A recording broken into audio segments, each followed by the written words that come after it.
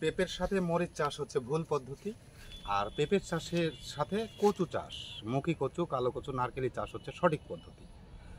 এই পোস্টটা নিয়ে বহু বিতর্ক, 2 মিলিয়ন রিচ, কিন্তু সবাই হচ্ছে আমার একটা বিষয় লক্ষ্য করলাম, সেটা হচ্ছে এই বিষয়টা সম্পর্কে মোটামুটি কচু বলতেই সবাই লতি কচু বোঝে। হ্যাঁ, তো এই ভুল ধারণাটা ভাঙানোর জন্য আজকে আমাদের ভিডিওটি করা। পেঁপের সাথে যদি মরিচ চাষ করা যায় তাহলে তার রেজাল্টটা আমি আমার এই চারিপাশ দিয়ে দেখাবো। একটু দেখেন, এই যে এটা হচ্ছে মরিচ গাছ, এটা কিন্তু পাতা কোঁকড়ানোর সমস্যা আছে। এই যে পাশেও যদি দেখাই, এখানেও কিন্তু মরিচ গাছ। তো এর ফলপ্রসূ রেজাল্টটা আমি আপনাদের দেখাই।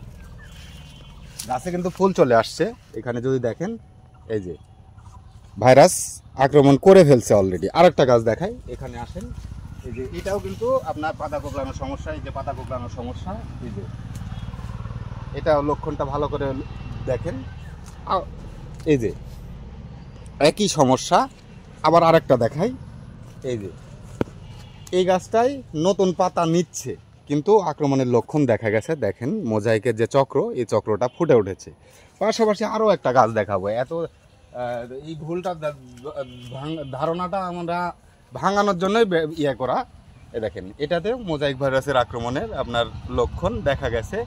এই পুরা বাগানটাই আপনার আস্তে আস্তে আক্রান্ত হয়ে যাবে। তো পেঁপের সঙ্গে আপনার মরিচ চাষটা অ্যালার্জির যে একটা সম্পর্ক, মানুষের শরীরে যেমনভাবে অ্যালার্জিতে আক্রমণ করে, ঠিক এই সম্পর্কটা আপনি মরিচ চাষ করার মরিচের পাশাপাশি পেঁপে চাষ করবেন তো অ্যালার্জির মতো ছড়াই পড়বে। আপনার গোটা গায়ে চুলকানি বের হয় মানুষের যেভাবে, ঠিক সেইভাবে এই যে পাতায় দেখেন এই লক্ষণটা দেখা দিবে।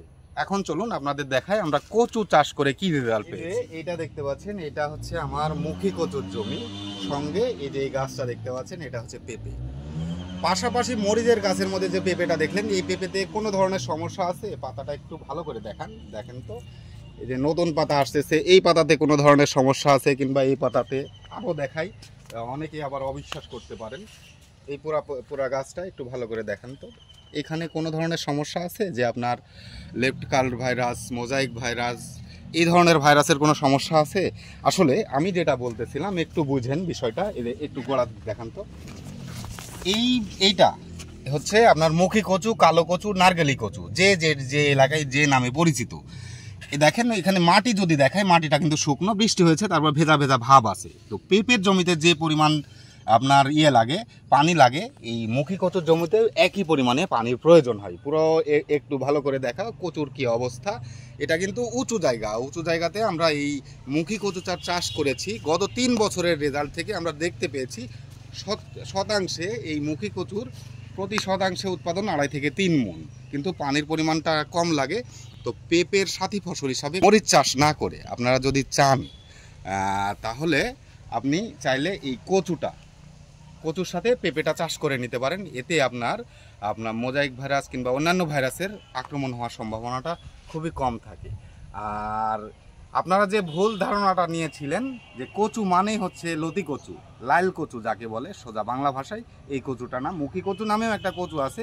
এটা আপনাদের জানা শোনার পরে আপনাকে কমেন্ট করতে হবে, তাহলে খুবই ভালো লাগবে। আমরা চাষের অভিজ্ঞতা ছাড়া এমন পোস্ট করি না যাতে কৃষক ক্ষতির সম্মুখীন হয়। আমরা নিজেরাও কৃষকের কষ্ট বুঝি। একটা ফসল যদি নষ্ট হয় সেই ক্ষেত্রে, কিংবা আমার বুদ্ধিতে কেউ যদি ক্ষতিগ্রস্ত হয়, সেক্ষেত্রে আমি নিজেই ব্যথিত হব। আমার যেন এরকম কাজ না হয়, সেই জন্যই আমরা ভালো এবং সঠিক পরামর্শ দেওয়ার চেষ্টা করি। আর এই ধরনের সঠিক পরামর্শ পেতে চাইলে অবশ্যই আমাদের পরবর্তী ভিডিওর জন্য অপেক্ষা করবেন। ধন্যবাদ সবাইকে, ভালো থাকবেন, সুস্থ থাকবেন সবসময়।